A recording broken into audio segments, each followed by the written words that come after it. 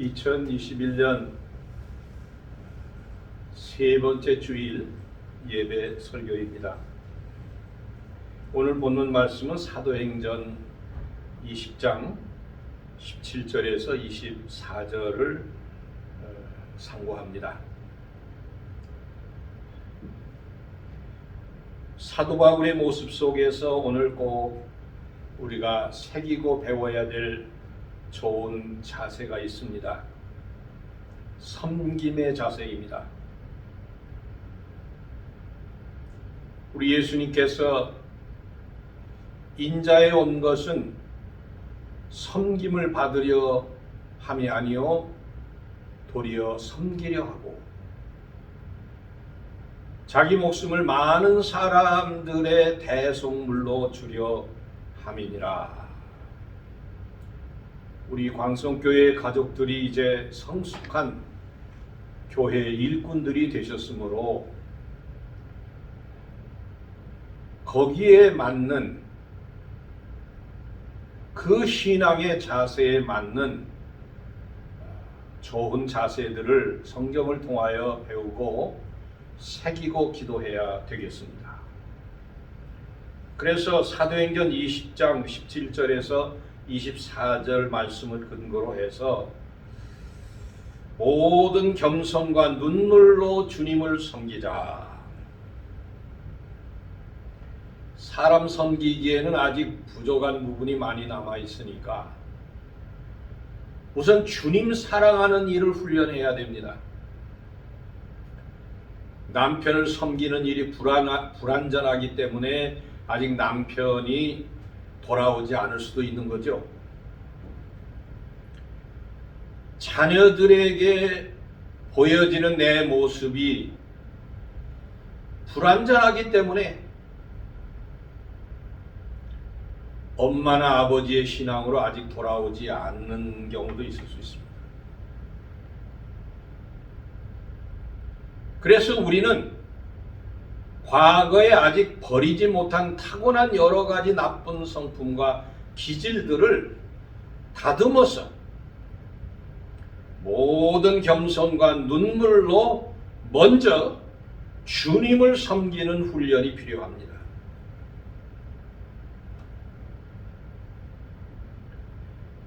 그래서 새해 우리는 무엇을 위하여 어떻게 살 것인가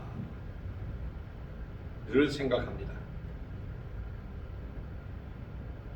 본문 말씀 속에는 사도 바울께서 어떻게 예수 그리스도의 복음을 전하였고 어떤 모습으로 교회를 위하여 수고하였던가 엿볼 수 있습니다.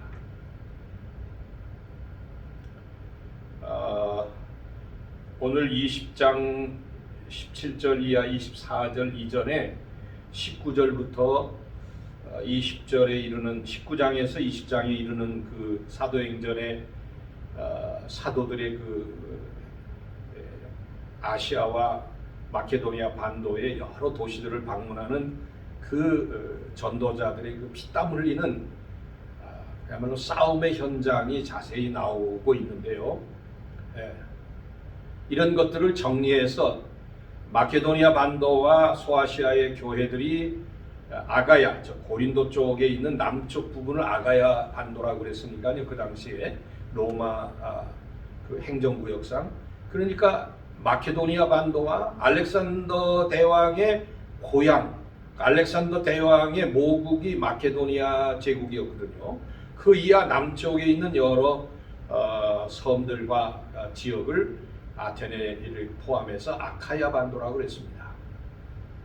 근데 여기서 들은 소문은 예루살렘에 큰 흉년이 들었다. 예루살렘의 교회가 지금 굶는 지경이 되었다라고 하는 소문이었습니다. 근데 여러분 아시다시피 마케도니아 반도나 아가야 반도에 신설된 교회들은 주로 유대인을 중심으로 세워진 게 아니고 이방인들 가운데서 특별히 여성들 중의 귀족들이 중심이 돼서 많이 헌신했던 것으로 보여집니다. 그러다 보니까 뜨거워요. 헌금들을 잘합니다. 구제 헌금들을 모아가지고 사도 바울과 동행하는 사도 바울의 제자들과 더불어서 예루살렘으로 파견을 하게 되는데요.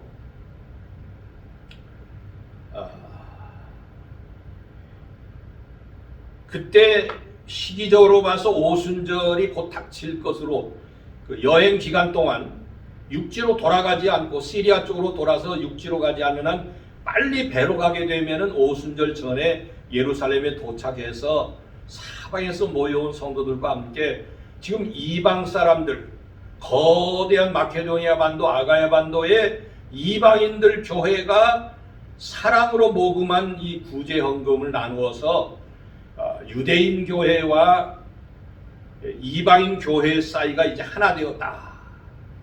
일평생 사도 바울은 이방인들에게 보내줬다.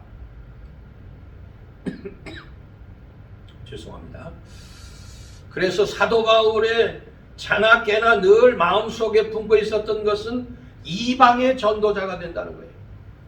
그래 이방인 교회가 예루살렘에 있는 유대인 중심의 교회에 헌금했다 하는 소문을 좀 오순절에 전하고자 하는 마음이 있어서 그 앞뒤에 일기의 기록에 보면은 급히 예루살렘을 향하여 배를 재촉하려고 에베소로 들어가지 아니하고 밀레도라고 하는 17절에 바울이 밀레도에서 사람을 에베소로 파견하여 교회 장로들을 청하였다. 밀레도는 50km 정도 떨어져 있는 외항인데요. 아마 에베소까지 가려면 3일 이상 걸어야 되니까요. 시간이 촉박했던 사도 바울의 여행 여정에 있어서 장로님들이 오시는 게 좋겠습니다 해서 장로님들을 불렀는데 거절하지 않고 기꺼이 학자들은 3일 걸었다 그래요. 그 당시에는 기꺼이 걸어서 장로들이 사도 바울에게 왔습니다. 근데 18절 사도행전 20장 18절에 보면 오매 긴 얘기 안 했습니다. 아마 사랑과 관심이 지극해서 서로 안고 어찌할 바를 몰랐을 것입니다. 초대교회 얼마나 뜨거운 예수 그리스도의 피로 맺어진 혈맹들이었습니다. 아시아에 들어온 첫날부터 지금까지 내가 항상 여러분 가운데서 어떻게 행하였는지 오늘 2021년도 세 번째 주일에 배우고자 하는 그 자세는 어떻게 우리가 행할 것인지, 어떤 모습으로 2021년을 살아갈 것인지. 그런데 사도 바울은 에베소의 지도자들에게 그 당시 장로님들은 목회 사역의 일부분을 잘 감당했다고들 그래요. 우리나라도 초기 교회에서는 영수라는 직분이 있었는데 이분들은 전도사님과 같은 일들을 했어요.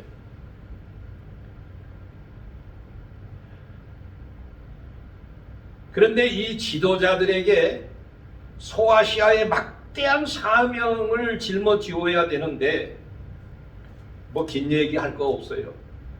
자기가 어떻게 살아왔는지 내가 살아온 모습대로 하면 된다. 내가 살아온 모습대로 하면은 하나님이 열매를 맺게 하셨다. 그래서 그 열매가 당신네들 장로들이야. 그러니까 나처럼 살면 돼. 하고 하시는 말씀이 20장 19절입니다.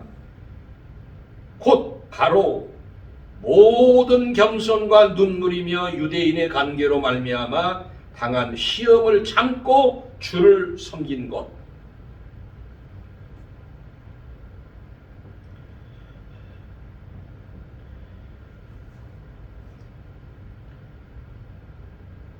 모든 겸손이라고 하는 말, 아마 겸손이라는 이 추상적인 단어, 겸손이라고 하는 말은 어떤 그 물질이 아니잖아요. 마음의 자세, 영혼의 자세일 테니까요. 그런데 이 겸손의 최상급이 뭐냐?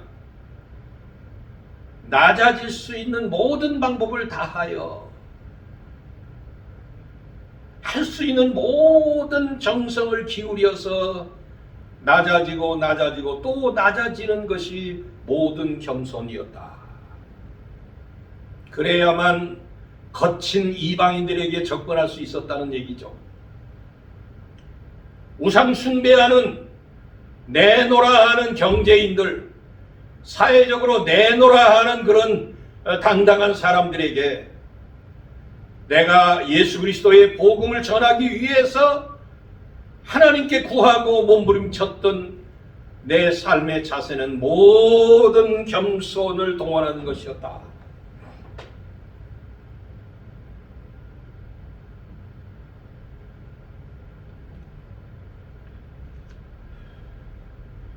겸손해서 끝난 것이 아니고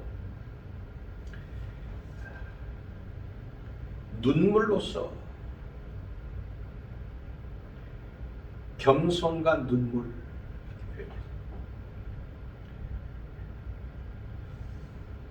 그러니까 저는 이 말씀을 읽고 여러분에게 말씀을 부탁할 때 기도하면서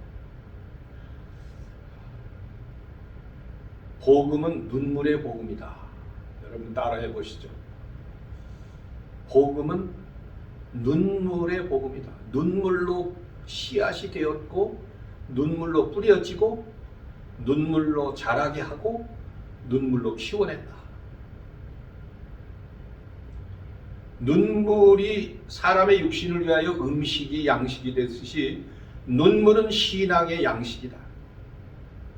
눈물 없는 신앙은 감동이 없어요. 예수님이 겟세마네에서 눈물이 핏방울처럼 변했다. 누가의 증언에 의하면은 핏방울처럼, 땀이 변하여 핏방울처럼 떨어졌다. 예수님은 십자가상에서 피를 흘리셨고 눈물보다 더 고귀한 보혈을 흘리셨습니다. 그렇게 심었습니다. 12 사도들이 거의 순교했다는 교회 전승을 가지고 있습니다.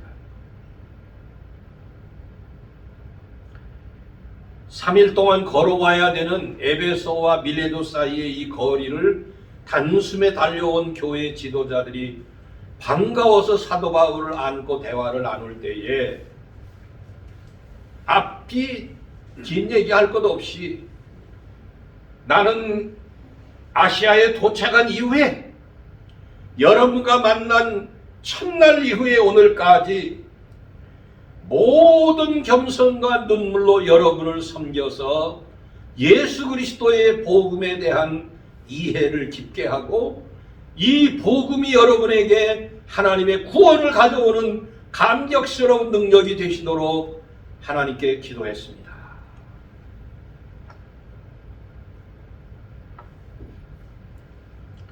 겸손이라는 단어가 헬라말로 타페이노 프로노시네스, 주님을 섬기는 자세로 겸손한다. 낮아짐의 모든 최상급, 충성을 다하는 모습. 31절로 내려가시면, 사도행전 20장 31절에 내려가시면 여러분이 일깨어 내가 3년이나 여러분이 일깨어 여러분들을 에베소의 성도들로 하나님이 지명하셨고 내게 여러분들을 길러야 될 사명이 주어졌을 때에 내가 3년이나 밤낮 쉬지 않고 눈물로 각 사람을 훈계하던 것을 기억하라. 여기 3년이라고 하니까요, 아이고, 이동일 목사는 우리 광성교회에서 25년을 꼬박 넘겨서 지금 섬기고 있잖아요. 사도 바울의 3년은요, 그분이 얼마나 뜨거운 분이십니까? 아무리 생각해도 그의 사도 바울의 연령과 그의 순교의 날짜까지 계산해서 또 소아시아에 세 번 3차 여행을 하고 네 번째는 로마까지 가는 마지막 그 순교의 여정이 있는데요. 그 유럽 대륙을 네 번씩이나 휘젓고 돌아다니는 사도 바울이 그 기껏 해봤자 서른 간 넘어서 34년에 주님을 만났고 33년에 만났고 64년에 돌아가셨으니까 30년 동안 살았는데요. 그 거대한 큰 지역을 그만큼 교회를 세우려면은요, 그에게 있어서 하루가 얼마나 소중한 시간들이었는가를 생각해 볼 수 있습니다. 근데 유독이 다른 어떤 편제도 없는데 에베소 교회 지도자들인 장로님들을 안고 이분들과 대화할 때 3년이나 여러분들을 위하여 눈물로, 모든 겸손으로 눈물로 기도하는 일을 잊지 마시오. 이번 31절에는 여러분들을 훈계했다고 하고 있어요. 훈계라는 말이 뭐예요? 옳게 나가지 않으니까 바꾸려고 가르치는 걸 훈계라고 그러잖아요. 사람도 성격이 강한 사람들을 훈계하려면요, 죽을 각오해야 돼요. 뺨을 맞든지. 저 젊어서 부산에서 사역했는데요, 부산 사람도 거칩니다요. 접근하고 다가가면은 시끄럽다 막 눈을 부라리고 막 소리 지릅니다. 그게 사실 참 모험이었어요. 내가 이 사람을 그리스도의 사람으로 만드느냐 못 만드느냐, 내 목숨이 그냥 위태위태했어요.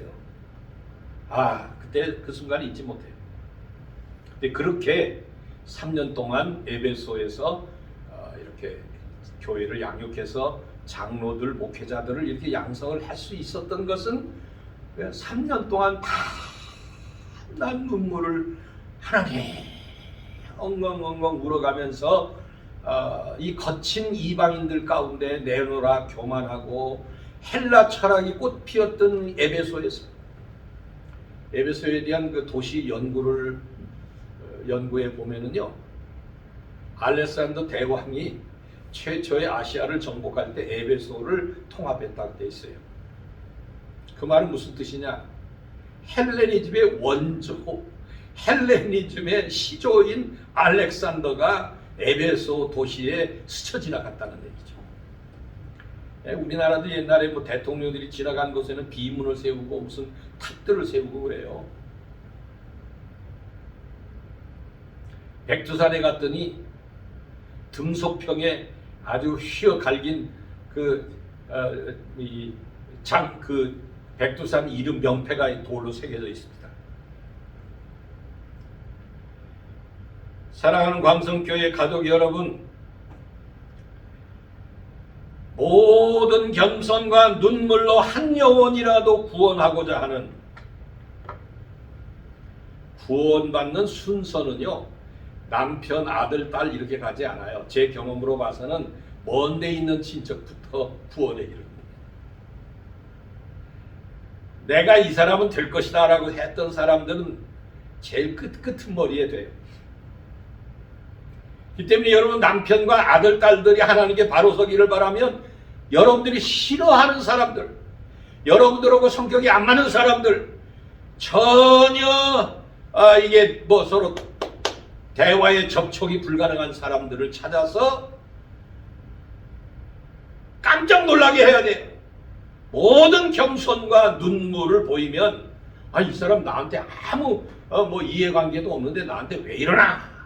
사람이 강렬한 자극을 주지 않으면 예수님 같은 큰 하나님의 독생자를 영접하기 어렵습니다. 그러니까 뭐 전쟁도 보통 전쟁이 아니죠.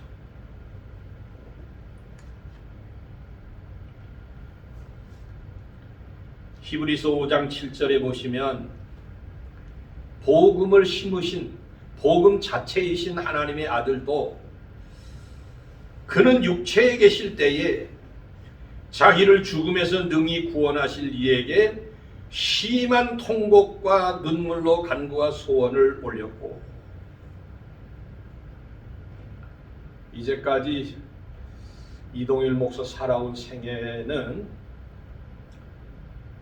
믿지 않는, 말하자면 믿어서 교회 기둥이 된 분들이 없는 이방인이죠. 우리 아버지도 복음을 받았다 하지만 어머니 모계를 통하여 그저 가볍게 스쳐갔을 지기. 목사 처음 된 사람이기 때문에 전도사로 헌신하고 세상 뜻인 누나와 저는 눈물로 사역을 했습니다.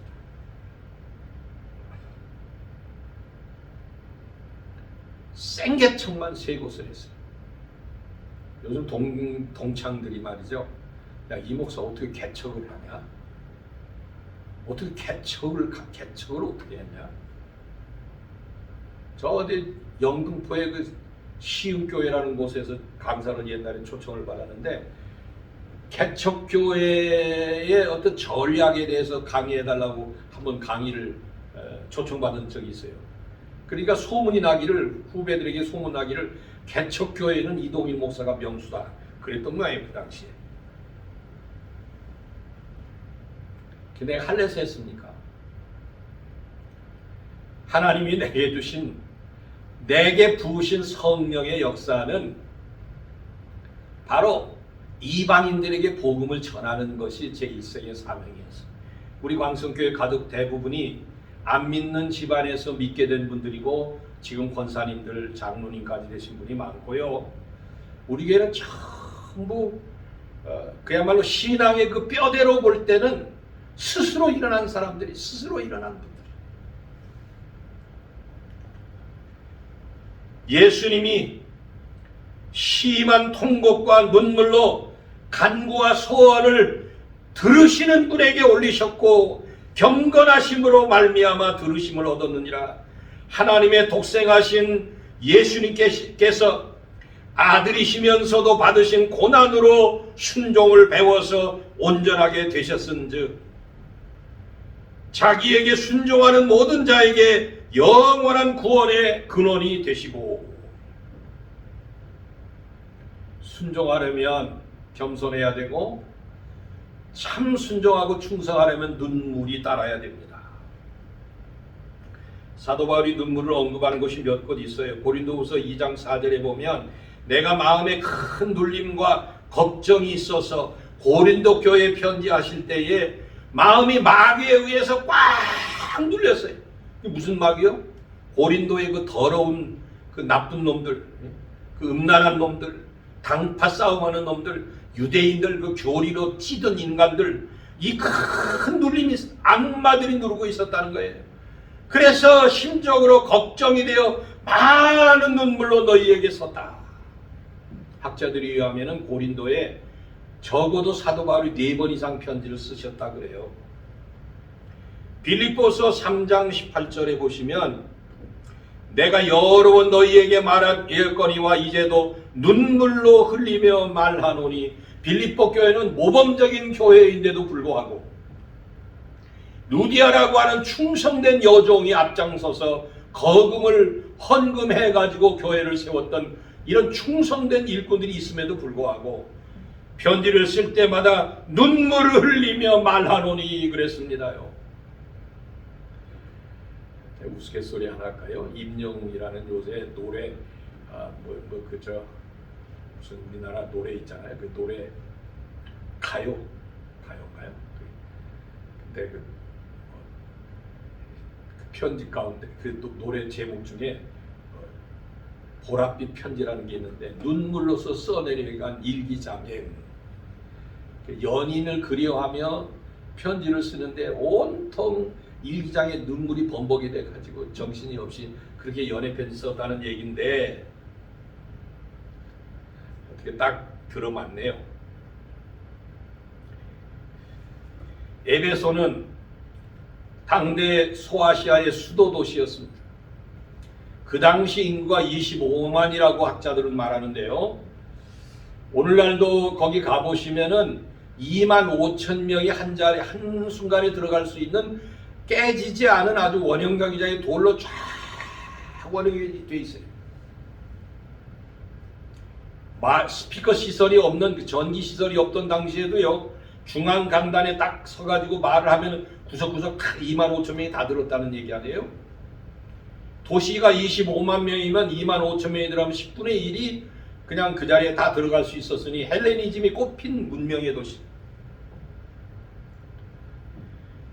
여기 사도 바울을 만나고 있는 분들은 고도의 헬라 철학의 이 몸의 헬라 철학적인 사고와 그 형이상학적인 여러 사유, 그런 세계에 굉장히 그 박학한 이런 그 지성인들이었는데 눈물이 아니고는 녹일 수가 없었다는 얘기죠.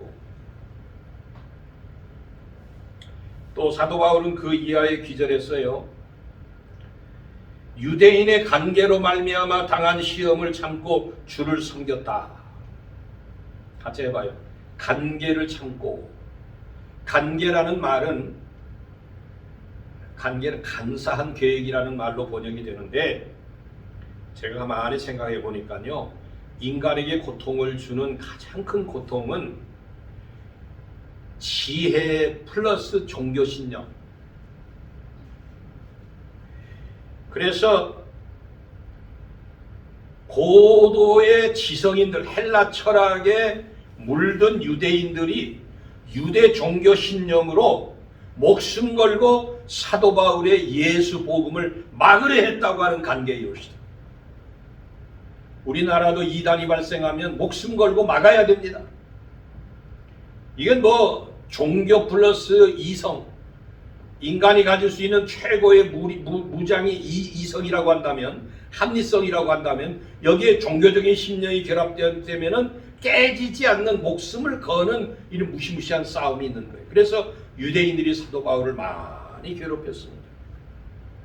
사도행전에만 몇 곳이 나오는데요. 13장 45절, 시기가 가득하여 유대인들이 바울의 말을 반박했다. 14장 2절로 내려가면 순종하지 않은 유대인들은 이방인들의 마음을 선동했다. 그래서 악감을 품게 만들었다. 17장 5절에 보면 유대인들은 시기하여 불량한 사람들을 데리고 떼를 지어 성을 소동케 하였다 그랬습니다. 그러나 이런 모든 관계, 더럽고 악독한 계획들을 견뎌내면서 두류온, 주를 섬겼다. 두류온이란 말은 누글로스라고 하는 노예 개념의 원형입니다. 노예처럼 살았다는 얘기예요. 예수님이 이방인들에게 복음을 전하라 하신 이 지엄한 명령에 대하여 노예라고 하는 심정을 가지고 충성을 다했다는 말씀이에요. 듀류온이라는 단어가 현재 분사형으로 되어 있는데, 이거는 현재형이기 때문에 반복하여 지금도 계속하여 그렇게 하고 있다는 것입니다. 서로 확인하십시다. 세월은 얼마 남지 않았습니다. 우리는 새해 어떤 열정을 품고 무엇을 위하여 몸을 불태워야 될 것인가? 나의 남은 마지막 인생의 불꽃은 무엇을 위하여 피어나야 될 것인가? 사도 바울은 우리들에게 외치고 계십니다. 21절에 유대인과 헬라 사람들에게 하나님께 대한 회개와 우리 주 예수 그리스도께 대한 믿음을 증언하여 하는 것이다 그랬습니다. 회개와 믿음이 옳시다.